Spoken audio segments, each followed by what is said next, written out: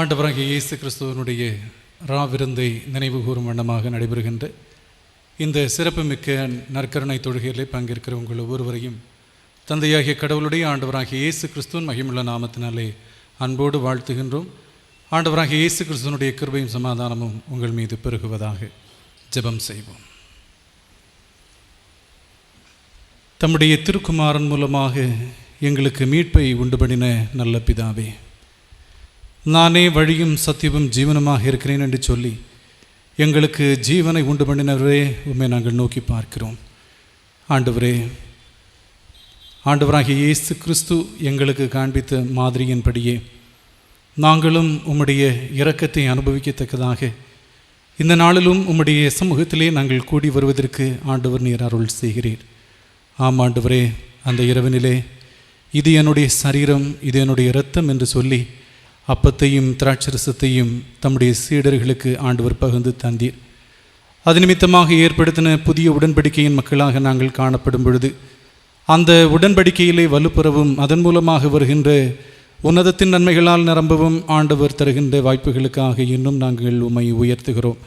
ஆண்டவரே, இந்த சிறப்புமிக்க நற்கருணை தொழுகையிலே பங்கேற்கிற தம்முடைய பிள்ளைகள் ஒவ்வொருவரையும் ஆண்டவர் நீர் கண்ணோக்கி பார்ப்பீராக.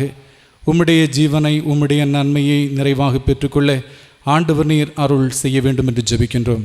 ஆவி ஆத்துமா சரீரத்திலே புதுபலனை காண்பதற்கு, புத்துணர்வை காண்பதற்கு, புத்தெழுச்சியை காண்பதற்கு ஆண்டவர் நீர் அருள் செய்வீராக. திருக்கரத்திலே எங்களை தாழ்த்துகிறோம். முற்றிலும் தம்முடைய ஆவியினால் எங்களை வழிநடத்தும் கிறிஸ்து மூலம் மன்றாட்டை ஏற்றுக்கொள்ளும் அன்பு நிறைந்த பரமபிதாவே, ஆமென். அமர்வோம். நாம் அனைவரும் எழுந்து கீர்த்தனையின் 153வது பாடலை பாடுவோம். கீர்த்தனை 153, நெஞ்சமே கெத்செமனேக்கு நீ நடந்து வந்திடாயோ என துவங்குகின்ற பாடல். அனைவரும் எழுந்து இணைந்து பாடுவோம்.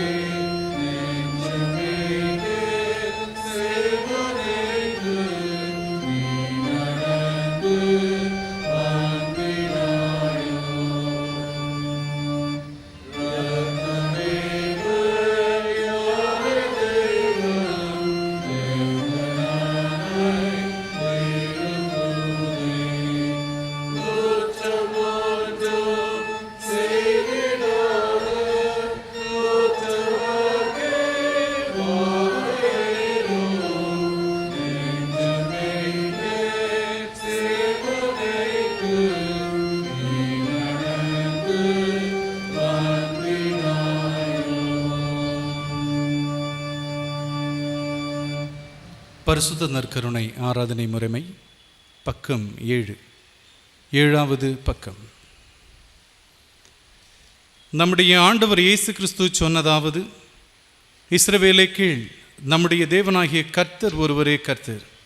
உன் தேவனாகிய கர்த்தரிடத்தில் உன் முழு இதயத்தோடும் உன் முழு ஆத்துமாவோடும் உன் முழு மனதோடும் உன் முழு பலத்தோடும் அன்பு கூறுவாயாக என்பதே பிரதான கற்பனை. இதற்கு ஒப்பாயிருக்கிற இரண்டாம் கற்பனை என்னவென்றால், உன்னிடத்தில் நீ அன்பு கூறுவது போல பிறனிடத்திலும் அன்பு கூறுவாயாக என்பதே. இவைகளிலும் பெரிய கற்பனை வேறொன்றுமில்லை. இவ்விரண்டு கற்பனைகளிலும் நியாயப்பிரமாணம் முழுமையும் தீர்க்க தரிசனங்களும் அடங்கியிருக்கின்றன என்பதே. ஆண்டவரே, எங்களுக்கு இறங்கி இந்த பிரமாணத்தை கைக்குள்ள எங்கள் இருதயத்தை ஏவியருளும். ஆமீன். சகோதர சகோதரிகளே, நாம் இப்பொழுது கடவுளுடைய மகாபரிசுத்த வசனத்தை கேட்கவும் ஆண்டவருடைய சரீரத்தையும் இரத்தத்தையும் பெற்றுக்கொள்ளவும் இங்கே கூடி வந்திருக்கிறோம். உத்தம மனஸ்தாபத்தோடும் விசுவாசத்தோடும் அவரிடத்தில் கிட்டே சேருவதற்காக கடவுளுடைய கிருபையை தேடி முழங்காற்படியிட்டு அமைதியாக நம்மை நாமே சோதித்து அறிவோமாக. உங்கள் பாவங்களின் நிமித்தம் முழு இருதயத்தோடு உண்மையாய் மனஸ்தாபப்பட்டு பிறரிடத்தில் அன்பும் சிநேகமுமாயிருந்து இனி தேவனுடைய கற்பனைகளை கை கொண்டு புதிதாக்கப்பட்டவர்களாய் அவருடைய பரிசுத்த மார்க்கத்தில் நடந்து புது வாழ்வு வாழ விரும்புகிற நீங்கள், நமது ஆண்டவராகிய இயேசு கிறிஸ்துவின் மூலமாய் சர்வ வல்லமையுள்ள கடவுளோடு மறுபடியும் ஒப்புரவாகும்படி உங்கள் பாவங்களை மனத்தாழ்மையாய் அறிக்கையிடுங்கள். பரமபிதாவே, உமக்கு விரோதமாகவும் எங்கள் அயலாருக்கு விரோதமாகவும் பாவம் செய்தோம் என்று அறிக்கையிடுகிறோம். ஒளியில் நடவாமல் இருளில் நடந்து வந்தோம். கிறிஸ்துவின் நாமத்தை சொல்லியும் தீமையை விட்டு விலகவில்லை. எங்களுக்கு இறங்க வேண்டும் என்று உம்மிடம் அன்றாடுகிறோம். இயேசு கிறிஸ்துவின் நிமித்தம் எங்கள் பாவங்கள் எல்லாவற்றையும் மன்னியும். முது பரிசுத்த ஆவியரால் எங்களை சுத்திகரித்து எங்கள் மனசாட்சியை உயிர்ப்பித்தருளும். உம்முடைய பரிசுத்த நாமத்துக்கு மகிமை உண்டாகும்படி நாங்கள் இனி புது ஜீவன் உள்ளவர்களாய் உமக்கு ஊழியம் செய்யத்தக்கதாக மற்றவர்களுக்கு மன்னிக்க எங்களுக்கு உதவி புரியும். ஆமேன். இயேசு கிறிஸ்துவின் மூலமாய் தம்மிடத்தில் உண்மையாய் மனம் திரும்புகிற யாவருக்கும் அருளப்படுகிற கிருபை நிறைந்த தேவ வசனத்தை கேளுங்கள். வருத்தப்பட்டு பாரம் சுமக்கிறவர்களே, நீங்கள் எல்லோரும் என்னிடத்தில் வாருங்கள், நான் உங்களுக்கு இளைப்பாறுதல் தருவேன். தேவன் தம்முடைய ஒரே பேரான குமாரனை விசுவாசிக்கிறவன் எவனோ அவன் கெட்டு போகாமல் நித்திய ஜீவனை அடையும்படிக்கு அவரை தந்தருளி இவ்வளவாய் உலகத்தில் அன்பு கூர்ந்தார். பாவிகளை ரட்சிக்க கிறிஸ்து இயேசு உலகத்தில் வந்தார் என்கிற வார்த்தை உண்மையும் எல்லா அங்கீகரிப்புக்கும் பாத்திரமுமானது. ஒருவன் பாவம் செய்வானானால் நீதிபரராயிருக்கிற இயேசு கிறிஸ்து நமக்காக பிதாவினிடத்தில் பரிந்து பேசுகிறவராயிருக்கிறார். நம்முடைய பாவங்களை நிவர்த்தி செய்கிற கிருபாதார பலி அவரே. நம்முடைய பரமபிதாவாகிய சர்வ வல்லமையுள்ள கடவுள் உத்தம மனஸ்தாபத்தோடும் உண்மையான விசுவாசத்தோடும் தம்மிடத்திற்கு மனம் திரும்பி தங்கள் சகோதர சகோதரிகளின் குற்றங்களை மன்னிக்கிற யாவருக்கும் பாவ மன்னிப்பை அருளி செய்வோம் என்று மிகுந்த இரக்கமாய் வாக்குத்தத்தம் செய்திருக்கிறார். அவர் நம்முடைய கர்த்தராகிய இயேசு கிறிஸ்துவின் நிமித்தம் நமக்கு இறங்கி நமது பாவங்கள் எல்லாவற்றையும் மன்னித்து அவைகளினின்று நம்மை விடுதலையாக்கி சகல நன்மையிலும் நம்மை உறுதிப்படுத்தி நிலைநிறுத்தி நம்மை நித்திய ஜீவக்கரையில் சேர்ப்பாராக. ஆமீன். தேவரீருக்கு ஸ்தோத்திரம் உண்டாவதாக. ஆண்டவர் உங்களோடு இருப்பாராக, அவர் முதாவியோடும் இருப்பார். ஜெபம் செய்வோமாக. நீதியின் கண்மலையாக இருக்கிற எங்கள் நல்ல ஆண்டவரே, நீதிபரராய் தம்முடைய திருக்குமாரனை எங்களுக்காக ஈந்தளித்தவரே, நாங்களும் நீதி உள்ளவர்களாக இந்த பூவினிலே வாழவும் நீதி நிமித்தமாக வருகின்ற நன்மைகளை பெற்றுக்கொள்ளத்தக்கதாக எங்களுக்கு அழைப்பு விடுத்து எங்களை தெரிந்து கொண்டு எங்களை வழிநடத்துகிறவரே, இந்த நற்கருணை தொழுகையிலையும் பங்கேற்கும் போது பரத்திலிருந்து வருகின்ற நன்மைகளால் ஒவ்வொருவரும் நிரம்புவதற்கு ஆண்டவர் நீர் அருள் செய்ய வேண்டும் என்று ஜெபிக்கின்றோம். ஆண்டவரே, நீர் நீதியின் கண்மலையாக இருக்கிறீர். நீதிமானுக்கு நன்மைகள் அதிகபட்சமாக வரும் என்று வேதம் சொல்லுகிற வேண்டுமாக மிகுதியான நன்மைகளால் நாங்கள் நிரம்பத்தக்கதாக எங்களை அப்படி நீதியுள்ளவர்களாக மாற்ற ஆண்டவராகிய இயேசு கிறிஸ்து பாடுகளை அனுபவித்தீர். ஆம் ஆண்டவரே, அந்த பாடுகளின் பலனை நாங்கள் அதிகமாக சொந்தமாக்கி கொள்ள ஆண்டவர் நீர் இந்த தொழுகையின் மூலமாகவும் அருள் செய்ய வேண்டும் என்று ஜெபிக்கிறோம். ஆண்டவராகிய இயேசு கிறிஸ்துவனுடைய கரத்திலிருந்து நன்மைகளை எதிர்பார்க்கின்ற ஒவ்வொருவரையும் ஆண்டவர் நீர் கண்ணோக்கி பார்த்து தம்முடைய வல்லமையை விளங்க பண்ண வேண்டும் என்று ஜெபிக்கின்றோம். நித்திய ஜீவன் வரையிலேயும் தொடர்கின்ற உம்முடைய கிருபைகள் ஒவ்வொருவரிலும் பெருகுவதற்கு ஆண்டவர் நீர் அருள் செய்வீராக. முற்றிலும் கிருபையாய் எங்களை வழிநடத்தும். திருக்கரத்திலே தாழ்த்துகிறோம். கிறிஸ்து மூலம் மன்றாட்டை ஏற்றுக்கொள்ளும் அன்பு நிறைந்த பரமபிதாவே, ஆமீன். அமர்வோம். இந்த நாளுக்குரிய திருமறை பாடமாக தூய யோவான் எழுதிய நற்செய்தி நூல் 6வது அதிகாரம் திருவசனங்கள் 47 முதல் 58 முடிய. யோவான் நற்செய்தி நூல் 6வது அதிகாரம் திருவசனங்கள் 47 முதல் 58 முடிய. என்னிடத்தில் விசுவாசமாயிருக்கிறவனுக்கு நித்திய ஜீவன் உண்டென்று மெய்யாகவே உங்களுக்கு சொல்லுகிறேன். ஜீவ அப்பம் நானே. உங்கள் பிதாக்கள் வனாந்தரத்திலே மன்னாவை புசித்திருந்தும் மரித்தார்கள். இதிலே புசிக்கிறவன் மறியாமல் இருக்கும்படி வானத்திலிருந்து இறங்கின அப்பம் இதுவே. நானே வானத்திலிருந்து இறங்கின ஜீவ அப்பம். இந்த அப்பத்தை புசிக்கிறவன் என்றென்றைக்கும் பிழைப்பான். நான் கொடுக்கும் அப்பம் உலகத்தின் ஜீவனுக்காக நான் கொடுக்கும் என் மாம்சமே என்றார். அப்பொழுது யூதர்கள், இவன் தன்னுடைய மாம்சத்தை எப்படி நமக்கு புசிக்க கொடுப்பான் என்று தங்களுக்குள்ளே வாக்குவாதம் பண்ணினார்கள். அதற்கு இயேசு அவர்களை நோக்கி, நீங்கள் மனுஷகுமாரனுடைய மாம்சத்தை புசியாமலும் அவருடைய இரத்தத்தை பானம் பண்ணாமலும் இருந்தால் உங்களுக்குள்ளே ஜீவனில்லை என்று மெய்யாகவே உங்களுக்கு சொல்லுகிறேன்.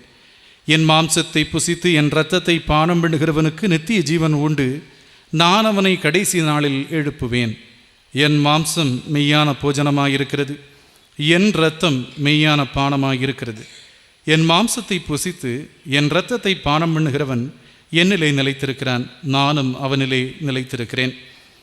ஜீவனுள்ள பிதா என்னை அனுப்பினது போலவும் நான் பிதாவினால் பிழைத்திருக்கிறது போலவும் என்னை புசிக்கிறவனும் என்னாலே பிழைப்பான். வானத்திலிருந்து இறங்கின அப்பம் இதுவே.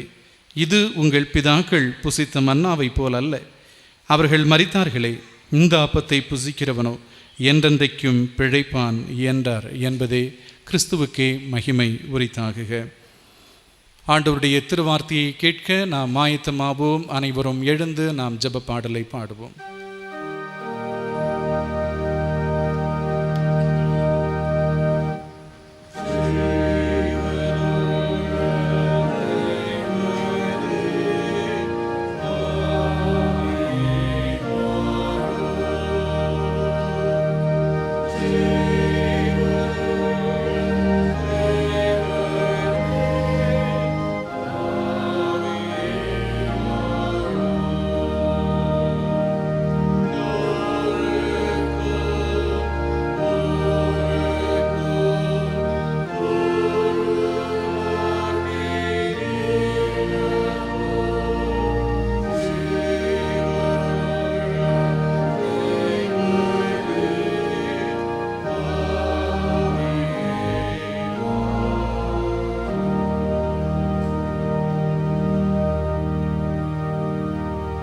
நின்றவாறு ஜெபிப்போம். எங்கள் கன்மலையும் மீட்பருமாகிய கர்த்தாவே, அடியன் வாயின் வார்த்தைகளும் எங்கள் எல்லாருடைய இருதயத்தின் தியானமும் உம்முடைய பரிசுத்த சமூகத்தில் பிரீதியாக இருப்பதாக. ஆமென். அருள்நாதர் இயேசு கிறிஸ்துவின் மாறாத நல்ல நாமத்திலே இந்த வியாழக்கிழமை மாலை தொழுகையிலே பங்கு பெறுகின்ற உங்கள் அனைவரையும் அன்போடு வாழ்த்துகின்றேன். இயேசுநாதருடைய பாடு மரணங்களை குறித்து தியானித்து ஆண்டவருக்கு நம்மை அர்ப்பணம் செய்து ஒரு துளிர்விடக்கூடிய காலங்களாய் ஆண்டவர் இந்த காலங்களை நமக்கு தந்தார். இந்த நாட்களிலே முழுமையாக ஆண்டவருக்கு நம்மை ஒப்படைத்து சாட்சியுள்ள வாழ்க்கை வாழ ஆண்டவர் நமக்கு உதவி செய்வாராக. இந்த வியாழக்கிழமை மாலை வேளையிலே தியானிப்பதற்காக நாம் வாசிக்க கேட்ட யோவான் எழுதின நற்செய்தி நூல் 6வது அதிகாரம் 55வது வசனத்தை உங்களோடு நான் பகிர்ந்து கொள்ள விரும்புகிறேன். யோவான் 6:55, என் மாம்சம் மெய்யான போஜனமாய் இருக்கிறது, என் இரத்தம் மெய்யான பானமாய் இருக்கிறது. என் மாம்சம் மெய்யான போஜனம், என் இரத்தம் மெய்யான பானம். இந்த நாளிலே தியானிப்பதற்காக கிறிஸ்து வாழ்வருளுகின்ற அப்பம் அல்லது வாழ்வருளும் உணவு என்ற பொருள் நமக்கு தரப்பட்டிருக்கிறது. Christ the life giving bread. உலகத்திலே மனிதன் வாழ்வதற்கு தண்ணீர், உணவு, காற்று இவைகளெல்லாம் எவ்வளவு அவசியமோ அதே போல ஆன்மீக வாழ்விற்கு மெய்யான அப்பமாகிய இயேசு கிறிஸ்து மிக மிக முக்கியமானவராக இருக்கின்றார். யோவான் 6:35 வசனத்தை நாம் படிக்கிற போது இயேசு அவர்களை நோக்கி, ஜீவ அப்பம் நானே, என்னிடத்தில் வருகிறவன் ஒரு காலம் பசியடையான், என்னிடத்தில் விசுவாசமாக இருக்கிறவன் ஒரு காலும் தாகமடையான் என்று சொல்லுகின்றார். ஜீவ அப்பம் நானே என்று இயேசுநாதர் சொல்லுகிறதை படிக்கிறோம். எகிப்தின் அடிமைத்தனத்தில் இஸ்ரேல் மக்கள் மிகுந்த வேதனைப்பட்டார்கள். மிகப்பெரிய அடிமைத்தனம். அந்த அடிமைத்தன வாழ்வுக்கு பிற்பாடு அவர்களை தேவனாகிய கர்த்தர் எகிப்தை விட்டு வெளியே கொண்டு வந்த நேரத்தில் அப்பம் செய்வதற்கான மாவை புளிக்க வைப்பதற்கு அவர்களுக்கு நேரம் இல்லாமல் புளிப்பில்லாத அப்பங்களை ஆயத்தப்படுத்தி எடுத்து செல்லுகின்றார்கள். 40 ஆண்டுகால வனாந்தர பயணத்தில் கர்த்தர் வானத்திலிருந்து மன்னாவை அவர்களுக்கு பொழிய பண்ணி அவர்களை போஷிக்கக்கூடியவராக இருந்தார். இஸ்ரவேலருடைய பெரிதான எதிர்பார்ப்பு மோசே மூலமாய் வனாந்தரத்திலிருந்து மன்னாவை பொழிந்தருளின ஆண்டவர் இன்னும் வானத்திலிருந்து மன்னாவை பொழிந்தருள வேண்டும் என்பது அவருடைய எதிர்பார்ப்பாக இருந்தது. ஆகவே தான் 5 அப்பங்களையும் 2 மீனையும் 5000 பேர் உண்டு அந்த நிகழ்விலே மக்கள் சரீர உணவுக்காக இயேசுநாதரை மீண்டும் மீண்டும் தொடரக்கூடியவர்களாக இருந்தார்கள். இயேசுநாதர் அந்த வேளையிலே சொல்லுகிற போது நானே ஜீவ அப்பம் என்று சொல்லுகிறார். என்னிடத்தில் வருகிறவன் பசி அடைவதில்லை, தாகம் அடைவதில்லை என்று தன்னை வாழ்வளிக்கக்கூடிய ஒரு உணவாக ஆண்டவர் உறுதிப்படுத்துகிறதை நாம் பார்க்கின்றோம். பாலைவனத்திலே மன்னாவை உண்ட மக்கள் இறந்தார்கள். 40 வருடம் அவர்கள் உண்டது வானத்திலிருந்து வந்த மன்னா. உயிர் வாழ சரீரத்துக்கு மிக முக்கியமானது மன்னா. ஆனால் அதை உண்டவர்கள் மரித்து போனார்கள். இயேசுவானவர் வாழ்வு தரக்கூடிய அப்பமாயிருக்கிறார். அவர் வானத்திலிருந்து வந்தவர். ஆன்மீக வாழ்வு அவர் இல்லா ஒரு நிலையிலே அது பிரயோஜனம் அற்றது. விண்ணிலிருந்து இறங்கி வந்த வாழ்வு தருகின்ற உணவாகிய இயேசுவை உண்பவர்கள் எவருமே என்றுமே வாழ்வார்கள் என்று 57ஆம் வசனம் சொல்லுகிறது. யோவான் 6:57. ஆகவே இயேசு கிறிஸ்து மனித வாழ்விற்கு மிக மிக முக்கியமானவர், அவசியமானவர்.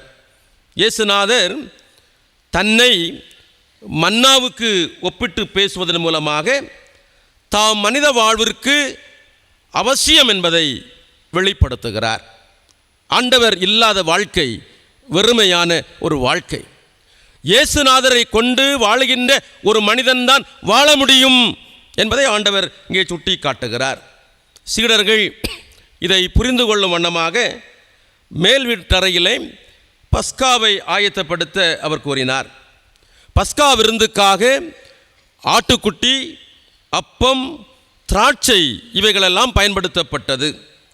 லூக்கா 22ஆம் அதிகாரம் 7 முதல் 14 வசனங்களில் சீடர்களோடு அவர் அமர்ந்து அருந்தின அந்த ஒரு எளிமையான கடைசி விருந்தில் இயேசுநாதர் அங்கிருந்த அப்பத்தை எடுத்து நன்றி கூறி சீஷர்களுக்கு கொடுத்தார். அதை தன்னுடைய சரீரத்துக்கு ஒப்புமைப்படுத்தினார் என்று சொல்லப்பட்டிருக்கிறது. அதுபோல திராட்சை சாற்றினை தம்முடைய இரத்தத்துக்கு ஒப்புமைப்படுத்தினார். அதன் மூலமாக தன்னுடைய மரணம் அப்பம் பிட்குதல் போலவும் திராட்சை சாறு பிழியப்படுவது போலவும் இருக்கும் என்று இயேசுநாதர் அங்கே சொன்னார். இயேசுநாதருடைய பாடு மரணத்துக்கு முன் நடந்த இந்த சம்பவத்தை தான் திருச்சபை திருவிருந்தாக ஆசரிக்கிறது. யோவான் 6:54 என் மாம்சத்தை புசித்து என் இரத்தத்தை பானம் பண்ணுகிறவனுக்கு நித்திய ஜீவன் உண்டு என்று இயேசுநாதர் சொன்னார். அன்பானவர்களே, திருவிருந்து இல்லாமல் திருச்சபை இல்லை, திருச்சபை இல்லாமல் நற்கருணை அல்லது திருவிருந்து இல்லை. 4ஆம் நூற்றாண்டின் தொடக்கத்தில் வட ஆப்பிரிக்காவில் அபித்னியா என்று சொல்லக்கூடிய நகரிலே வாழ்ந்த கிறிஸ்தவர்கள் ஞாயிறுதோறும் நற்கருணையை நடத்தி வந்தார்கள். அவர்கள் நடத்தின அந்த நற்கருணையை தடை செய்தபோது, நற்கருணை இல்லாமல் அல்லது திருவிருந்து இல்லாமல் எங்களால் வாழ இயலாது என்று அந்த மக்கள் சொன்னார்கள். காரணம், வாழ்வு தருகின்ற உணவாகிய கிறிஸ்துவை உட்கொள்ளாமல் ஒரு நிமிடம் கூட அவர்களால் வாழ இயலாது என்பது அவருடைய நம்பிக்கை. அன்பானவர்களே, இந்த பின்னணியத்திலே இயேசுநாதர் எப்படி வாழ்வு தருகிற உணவு என்பதை குறித்து 3 உண்மைகளை சுருக்கமாய் உங்களோடு நான் பகிர்ந்து கொள்ள விரும்புகின்றேன்.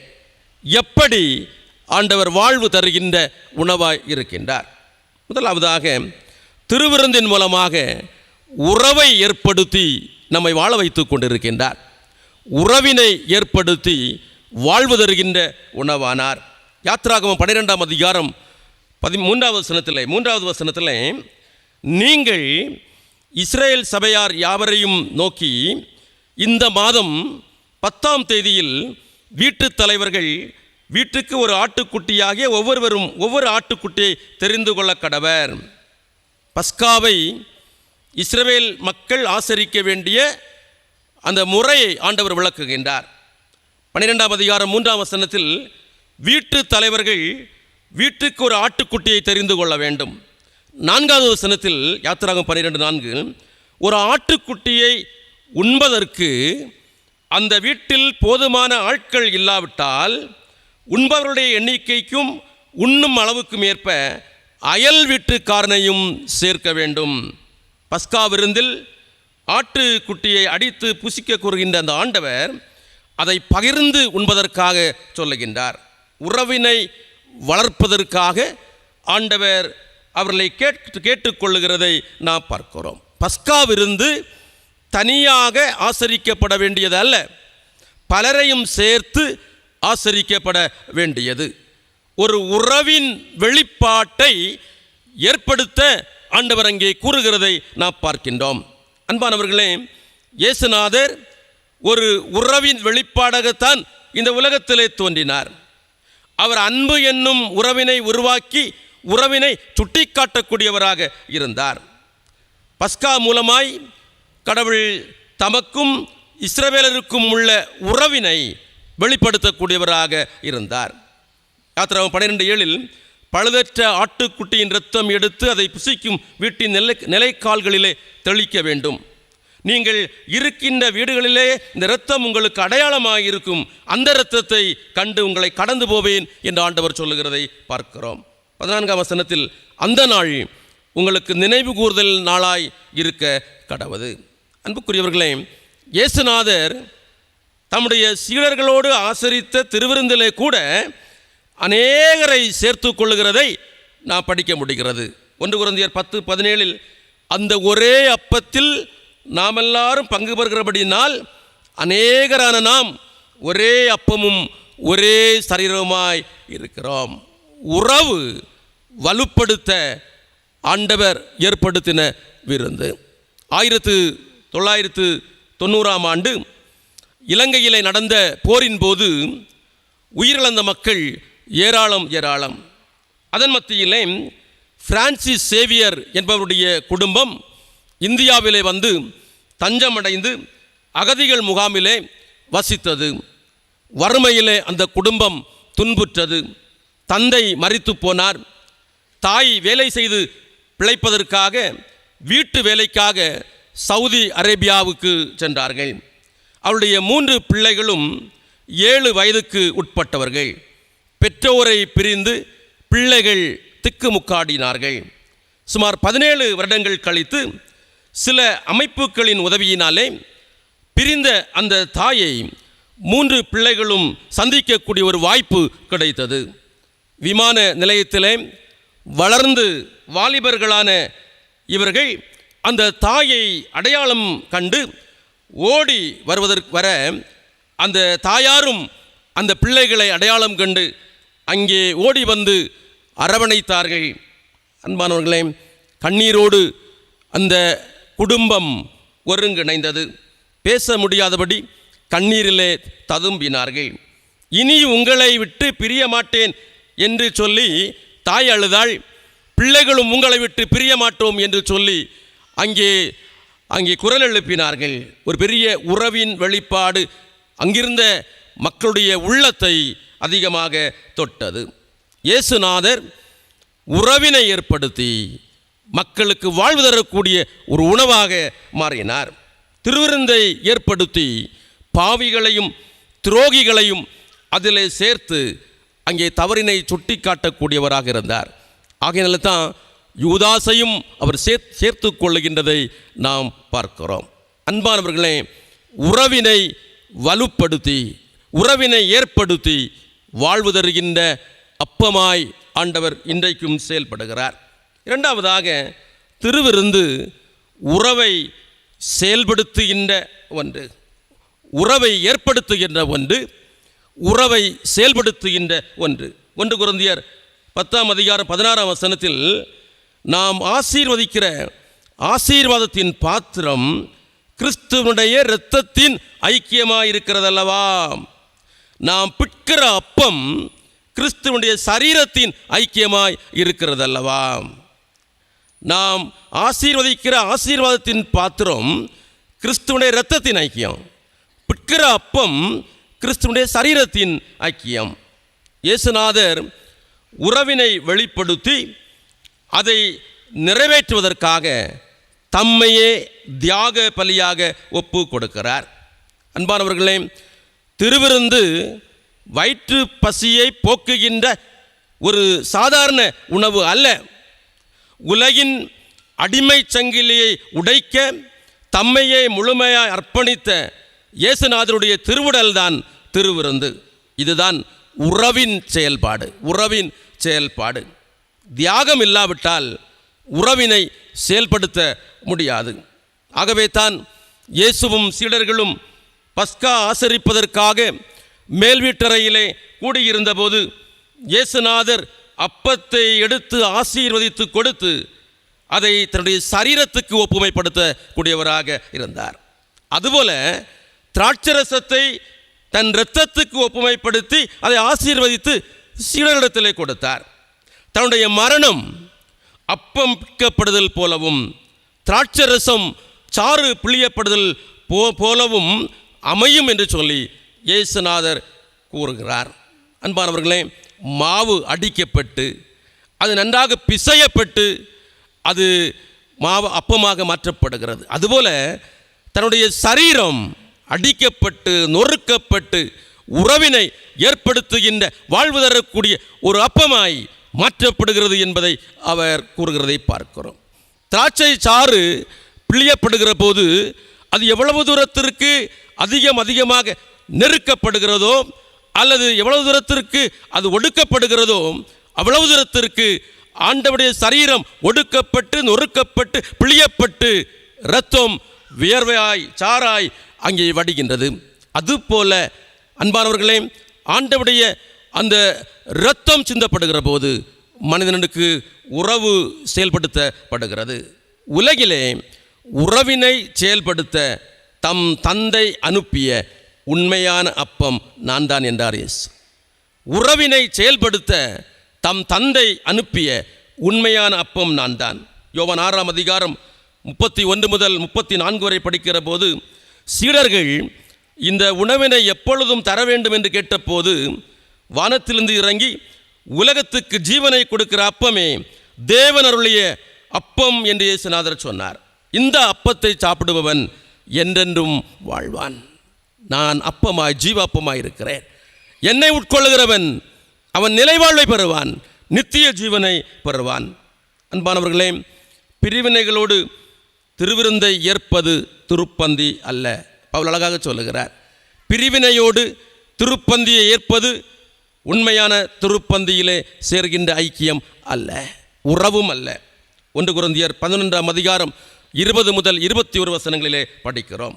ஏனென்று சொன்னால், இயேசுநாதர் ஒருமனப்பட்டு உறவோடு இணைந்து வருவர் நடுவில் இருப்பேன் என்று சொன்னார். ஒருமனப்பட்டு உறவோடு இணைந்து வருவர் மத்தியில் இருப்பேன் என்று சொன்னார். ஆதியாகமம் 33ஆம் அதிகாரம் 10ஆம் வசனத்தில் யாக்கோவும் ஏசாவும் தங்களுக்குள்ளே இருந்த பிரிவினையை அகற்றி ஒன்றுபட்டு ஒருவரை ஒருவர் கட்டி தழுவிய போது யாக்கோபு ஏசாவிடத்தில் உம்முடைய முகத்தை கண்டது தேவனுடைய முகத்தை கண்டது போல் இருக்கிறது. இன்று ஆண்டவர் அருளிய ஏற்படுத்திய மெய்யான திருப்பந்தியிலே சேர்வதற்காக, திருப்பந்தியிலே பங்கு பெறுவதற்காக நாம் ஆயத்தம் ஆகி கொண்டிருக்கின்றோம். அன்பானவர்களே, இந்த திருப்பந்தியை ஏற்பதன் மூலமாக நம் அயலகத்தார், நம் நண்பர்கள், நம் அருகே உள்ளவர்கள், நம்மை சார்ந்தவர்கள் முகங்களிலே நாம் கிறிஸ்துவை காணுகிற அனுபவம் மிக மிக முக்கியமானது. உறவு வாழ்க்கையிலே உடைவுகள் இருந்தால் கடவுளை மனிதன் காண முடியாது. உறவு வாழ்க்கையிலே உடைவுகள் இருந்தால் கடவுளை மனிதன் காண முடியாது. அது சடங்கு ஆன்மீகம் என்று சொல்வார்கள். கடமைக்காக வாழுகின்ற கிறிஸ்தவ வாழ்க்கை, கடமைக்காக திருப்பந்தி ஏற்கிற ஒரு அனுபவம். சில ஆலயங்களில் திருவிருந்தில் இத்தனை திருவிருந்து பங்கு பெற்றாதான் ஆலயத்தில் ஓட்டுக்கு எலிஜிபிள்னு சொல்லக்கூடிய அட்டண்டன்ஸ் இருக்குது. அன்பானவர்களே, ஆண்டவரை ஒரு மனிதன் ஏற்றுக்கொண்டு அவரை உட்கொள்ளுகிற மெய்யான ஜீவாப்பமாய் அவர் உட்கொள்ளுகின்ற போது ஒருவன் மற்றவர்களிலே கிறிஸ்துவை காண வேண்டும். கோதுமை மணிகளுடைய இணைவால் உருவாகின்ற அப்பமும் திராட்சை பழங்களின் இணைவால் உருவாகின்ற திராட்சை ரசமும் திருவிருந்திலே பயன்படுத்தப்படுகிற போது நாம் அதை பெற்றுக்கொள்வதால் உறவு முழுமை பெற வேண்டும். உறவு முழுமை பெற வேண்டும். யோவான் 6ஆம் அதிகாரம் 56ஆம் வசனத்தில் இயேசுநாதர் சொல்லுகிற போது, என் சதையை உண்டு என் இரத்தம் குடிப்போர் என்னோடு இணைந்திருப்பார்கள். மாம்சத்தையும் இரத்தத்தையும் குடிக்கின்றவர்கள் ஆண்டவரோடு இணைந்திருப்பார்கள். கடவுளுடைய பந்தியிலே பங்கெடுக்கும் நாம் நம்முடைய வாழ்க்கையை சீர்தூக்கி பார்த்து சொல் அல்லது செயல் அல்லது மனதளவில் பிரிந்து நிற்கும் அனுபவம் உண்டென்று சொன்னால் இறைவனுடைய பொற்கரங்களிலே நம்மை ஒப்படைத்து ஒன்றுபட்ட உறவினை நாம் வெளிப்படுத்துவோம். 3ஆவதாக திருவிருந்து உறவின் உறுதிப்பாடு. உறவை உறுதிப்படுத்தி இயேசுநாதர் வாழ்வு தருகின்ற அப்பமானார். லூக்கா 22ஆம் அதிகாரம் 19ஆம் வசனத்தில், பின்பு அவர் அப்பத்தை எடுத்து ஸ்தோத்திரம் பண்ணி அதை பிட்டு அவர்களுக்கு கொடுத்து, இது உங்களுக்காக கொடுக்கிற என்னுடைய சரீரமாயிருக்கிறது, என்னை நினைவு கூறும்படி இதை செய்யுங்கள். உறவு சாவை விட சக்தி வாய்ந்தது என்பதை இயேசுநாதர் உறுதிப்படுத்துகிறார். நட்புறவு என்னும் வார்த்தைக்கு கொய்னோனியா என்று சொல்லக்கூடிய சொல் பயன்படுத்தப்பட்டுள்ளது. இயேசுநாதருடைய உறவின் உச்சகட்டம் அதை சிலுவையிலே பார்க்கிறோம். அன்பானவர்களே, இயேசுநாதர் ஏற்படுத்திய திருவிருந்து ஆழமான உறவினை சீடர்களோடு உறுதிப்படுத்தியதாக இருக்கிறது. அவரது உறவு அவரது இறப்போடு முடிவடைந்து போவதல்ல, அது மிக வலுவானது, மிக வலுவானது. ஆதிகால சபை மக்கள் நற்கருணையை வெறும் உணவாக மட்டும் அருந்தவில்லை, மாறாக உறவினை உறுதிப்படுத்துகின்ற விருந்தாக அவர்கள் ஏற்றார்கள். உறவு என்பதற்கு பகிர்வு என்று சொல்லக்கூடிய பொருளும் உண்டு. ஆகவே தான் 2 கொரிந்தியர் 9ஆம் அதிகாரம் 13ஆம் வசனத்தில், ஆசாரிய ஊழியம் செய்கிறவர்கள் தேவாலயத்துக்குரியவர்கள் புசிக்கிறார்கள் என்றும் பலிபீடத்தை அடுத்து பணிவிடை செய்தவர்களுக்கு பலிபீடத்தில் உள்ளவையில் பங்கு உண்டென்றும் அறியீர்களா என்று பவுலடியார் கேட்கிறதை நாம் பார்க்க முடிகின்றது. அன்பானவர்களே, இயேசுநாதர் திருவிருந்தை ஏற்படுத்தி வாழ்வு தரக்கூடிய ஒரு ஜீவம் அப்பமானார். வாழ்வு தரக்கூடிய அந்த ஜீவ அப்பமாகிய இயேசுவின் மூலமாக உறவு உறுதி செய்யப்பட்டது. நமக்காய் கல்வாரி சிலுவையிலே அவர் பாடுகளை ஏற்றார். நமக்காய் கோர பாடுகளை ஏற்றார். நமக்காய் சிலுவையில் அடிக்கப்பட்டு நொறுக்கப்பட்டு அவர் தன்னுடைய ஜீவனை விட்டார். உறவை உறுதிப்படுத்தி நமக்காய் கோர பாடுகளை ஏற்றுக்கொண்ட ஆண்டவர். பாறை உடைக்கக்கூடிய பகுதி ஒன்றிலே மக்கள் கூட்டமாக நின்று கொண்டிருந்தார்கள். பாறை உடைக்கக்கூடிய பகுதியிலே அங்கே பாறை உடைக்கின்ற பணியாள் ஒதுங்குங்கள் ஒதுங்குங்கள், பாறை உடையப் போகிறது என்று கூறிக்கொண்டே வந்தார். மக்கள் கூட்டம் கலைந்து விட்டது. இன்னும் 5 நிமிடத்திலே பாறை உடையும் என்று சொல்லி எதிர்பார்த்து நின்ற நேரத்தில் 2 வயது சிறுவன் பாறை அருகே போய் விளையாட ஆரம்பித்தான். எல்லாரும் அழைத்து பார்த்தார்கள். அவன் புரியாமல் நின்று கொண்டிருந்தான். என்ன செய்வது என்று அனைவரும் திகைப்போடு நின்று கொண்டிருந்த நிலையிலே அந்த குழந்தையின் தாய் எங்கிருந்தோ ஓடி வந்தாள். 2 நிமிடம்தான் இருக்கிறது பாறை உடைவதற்கு. பரவாயில்லை, பாறை உடைந்து சிதறப்போகிறது என்பதை அறிந்திருந்தும் அதற்குள் அந்த தாய் விரைந்து ஓடினாள். மகனும் தாயை நோக்கி ஓடி வந்தான். அந்த தருணத்தில் பாறை உடைந்தது. மகன் காப்பாற்றப்பட்டான். உறவின் உறுதிப்பாட்டை தாய் அங்கே வெளிக்காட்டினார். எக்காலமும் ஆன்மீக உணவான திருவிருந்தை உறவின் வெளிப்பாடாக, உறவின் செயல்பாடாக, உறவின் உறுதிப்பாடாக ஆண்டவர் நமக்கு தந்திருக்கின்றார். இதை உணர்ந்து ஆண்டவருடைய திருப்பந்தியிலே நாம் பங்கு பெற்று நம்மை ஆண்டவருக்கு அர்ப்பணித்து சாட்சியாக ஆன்மீகத்திலே முன்னேறி செல்வதுதான் உண்மையான கிறிஸ்தவ வாழ்க்கை. ஆண்டவருடைய தியாகம் பெரியது. ஆண்டவர் நமக்காக ஏற்படுத்தின உறவு பெரியது. ஆண்டவர் நமக்காக சம்பாதித்து வைத்திருக்கிற மீட்பும் பெரியது. அந்த மீட்பினை சுதந்திரித்து வாழ்விலே கடவுளுக்குரியவர்களாக வாழ்வோம். ஆண்டவர் நம்மையும் நம்முடைய குடும்பங்களையும் அதிகமாக ஆசீர்வதிப்பாராக. ஆமென்.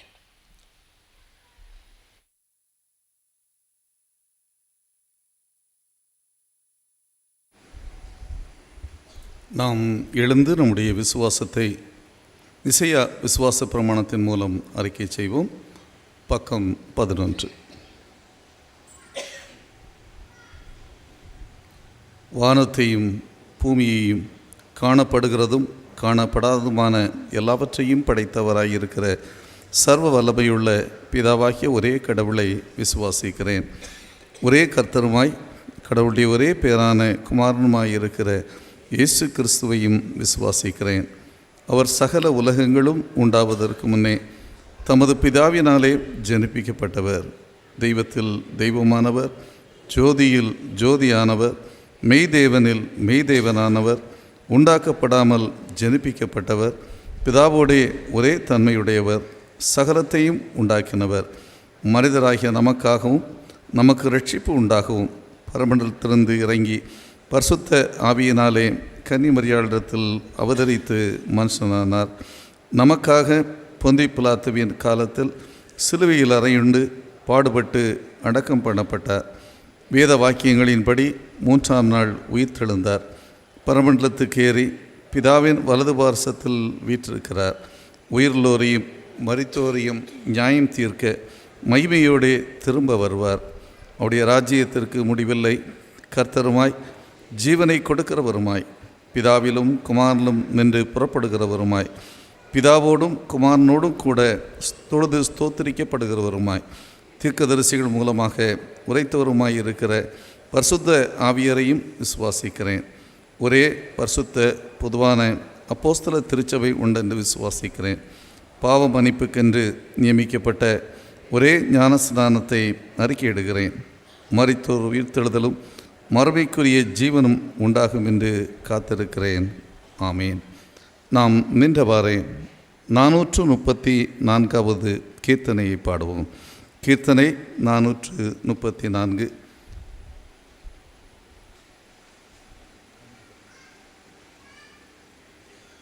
அமர்வோம்.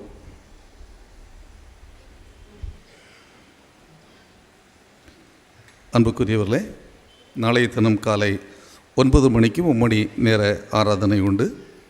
அந்த ஆராதனையிலே நீங்கள் அனைவரும் பங்கேற்கவும், அந்த ஆராதனையின் போது சேவற்பு உண்டியல்களை படைக்கவும் அன்பாய் கேட்டுக்கொள்ளுகின்றோம்.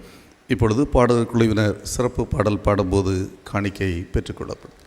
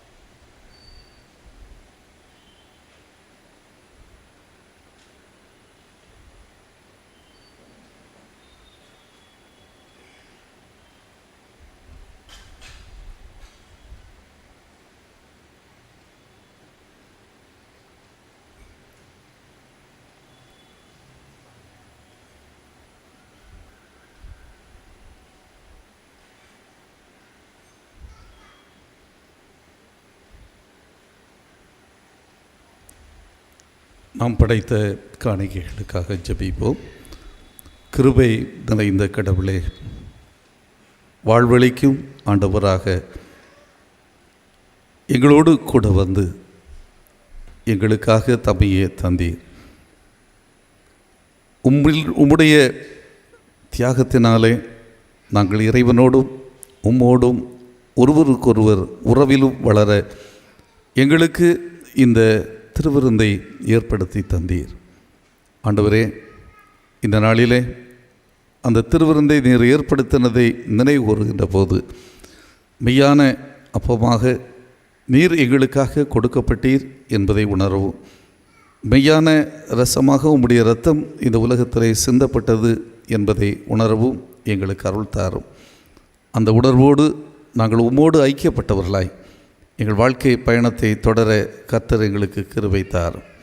இப்போதும் கர்த்தாவே, உம்மோடு ஐக்கியப்பட எங்களையே நாங்கள் அர்ப்பணம் செய்கின்றோம். அதன் அடையாளமாக இந்த காணிக்கைகளை படைத்திருக்கின்றோம். எங்களையும் இந்த காணிக்கைகளையும் ஏற்றுக்கொள்ளுகின்ற கடவுள் எங்களை கொண்டும் இந்த காணிக்கைகளை கொண்டும் உம்முடைய திருநாமத்தை மகிமைப்படுத்தும். தொடர்ந்து உம்முடைய திருப்பந்தியிலே நாங்கள் பங்கேற்கின்ற போது இறைவனுடைய அன்பின் ஆழத்தை நாங்கள் நினைவு கூர்ந்து அந்த அன்பிற்குரியவர்களாக எங்களையே உமக்கு சொந்தமாக்க அருள் தாரும். மீட்பர் இயேசுவின் இனிய நாமத்தை கேட்கிறோம் பிதாவே, ஆமென். நாம் யாவரும் எழுந்து 434வது கீர்த்தனையை பாடுவோம். கீர்த்தனை 434, பல்லவி அனுபல்லவி 1வது 2வது சரணங்கள். பல்லவி அனுபல்லவி 1வது 2வது சரணங்கள். அன்பரின் நேசம் ஆர் சொல்லலாகும், அதிசய அன்பரின் நேசம் ஆர் சொல்லலாகும்.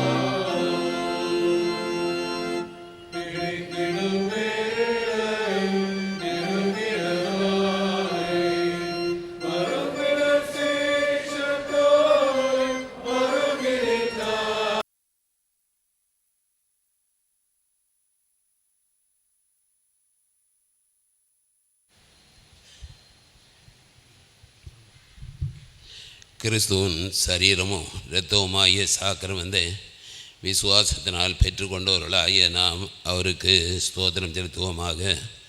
23வது பக்கத்தில் இருக்கிற முதலாவது ஸ்தோத்திர ஜபத்தை சேர்ந்து ஏறெடுப்போம்.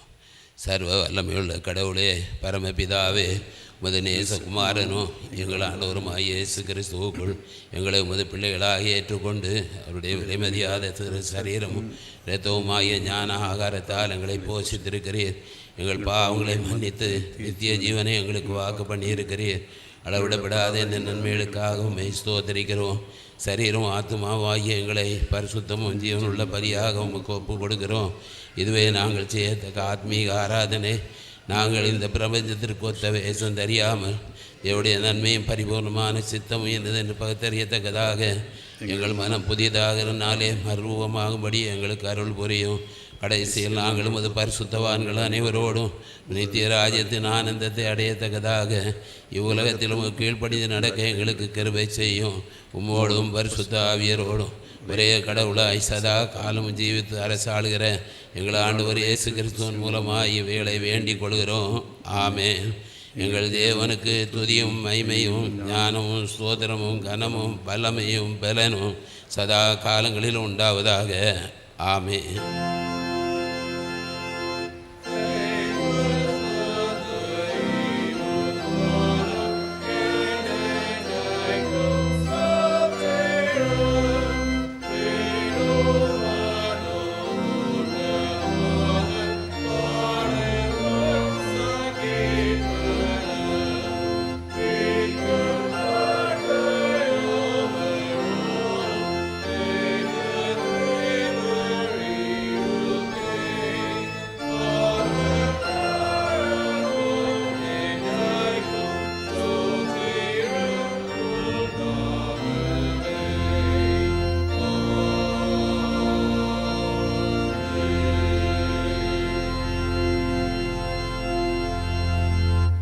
எல்லா புத்திக்கும் மேலான தேவ சமாதானம் உங்களோட இருந்து நீங்கள் கடவுளையும் அவருடைய குமாரனாகிய நம்முடைய நாதர் இயேசு கிறிஸ்துவையும் பற்றிய அறிவிலும் அன்பிலும் நிலைத்திருக்கும்படி உங்கள் இருதயத்தையும் சிந்தையும் காக்க கடவது பிதா குமாரன் பரிசுத்தாவியருமாகிய சர்வ வல்லமை பொருந்திய கடவுளுடைய ஆசீர்வாதம் உங்களுக்குள்ளே இருந்து எப்பொழுதும் உங்களோட நிலைத்திருக்க கடவது.